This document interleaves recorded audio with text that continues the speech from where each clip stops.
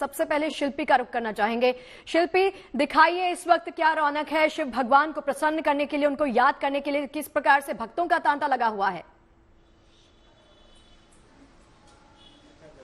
देखिए, मनकामेश्वर मंदिर बहुत ही प्राचीन मंदिर है, रामायण से इसकी कथा जुड़ी हुई है। लेकिन इस मंदिर में अगर हम बात करें तो बिल्कुल अभी अभी, क्योंकि 12 बजे मंदिर बंद होता है, उसके बाद 4 बजे कपाट खुलते हैं। लेकिन इस बीच जो भक्त यहाँ पूजा अर्चना कर रहे हैं, आप देखिए, क्योंकि जब महादेव की बात होती है तो नंदी महाराज की बात भी जरूर होती है। जहाँ नंदी महाराज विराजमान है, आपने देखा होगा कि लोग उनके कान में अपनी मनोकामना को कहते हैं कि वो बाबा तक उनकी मनोकामना को पहुंचाएंगे, और नंदी महाराज इसको पूरा भी करते हैं। तो इसलिए यहाँ पर हम देख रहे हैं कि जो भक्त हैं, भोले के भक्त हैं, शिव के भक्त हैं, वो यहाँ पर पूजा अर्चना कर रहे हैं। एक और परंपरा जो मंदिरों में देखी है हमने, वो ये कि यहाँ घंटी बांधने से मनोकामना पूरी होती है, और जब पूरी होती है तब भी लोग यहाँ घंटी चढ़ाते हैं। ये बताइए कि आज सावन की शिवरात्रि है, कितना आप सौभाग्य महसूस कर रही हैं कि आज के दिन इस प्राचीन मंदिर में आपको दर्शन? बहुत ज्यादा सौभाग्य महसूस कर रहे हैं, और यहाँ बहुत सालों से आते हैं, और क्या बोलते हैं, मंदिर बहुत ही पुराना, और सारी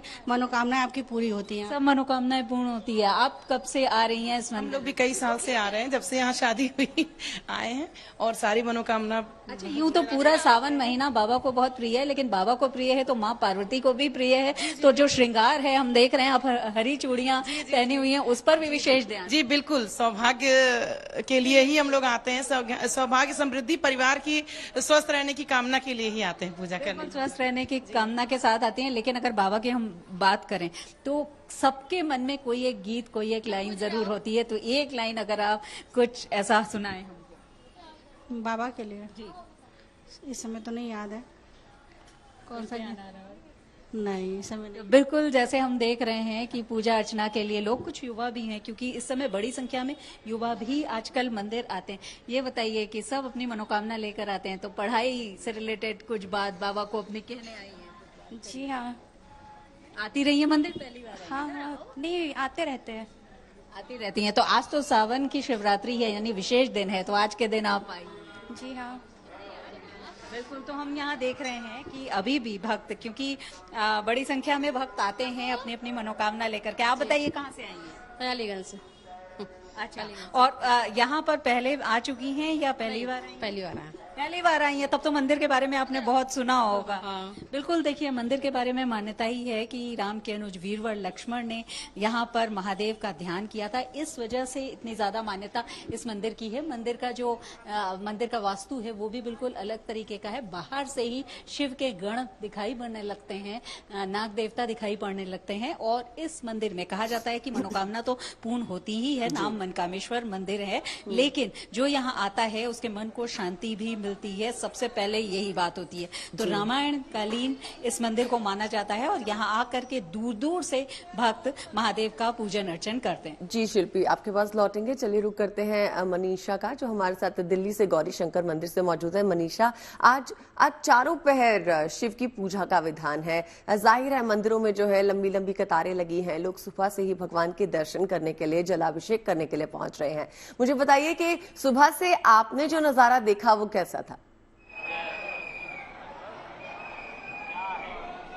सबसे पहले आदित्य, आपको और शगुफ्ता दोनों को सावन शिवरात्रि की ढेर सारी शुभकामनाएं। और अभी आपने ये तस्वीरें देखी, कांवड़ियों का दिन है आज। इनकी जो यात्रा है, जो इतने दिनों से इनकी यात्रा चल रही थी, पवित्र नदियों का जल लेकर जो अपने साथ लेकर आए, वो यात्रा जो है वो आज इनकी पूरी हुई है।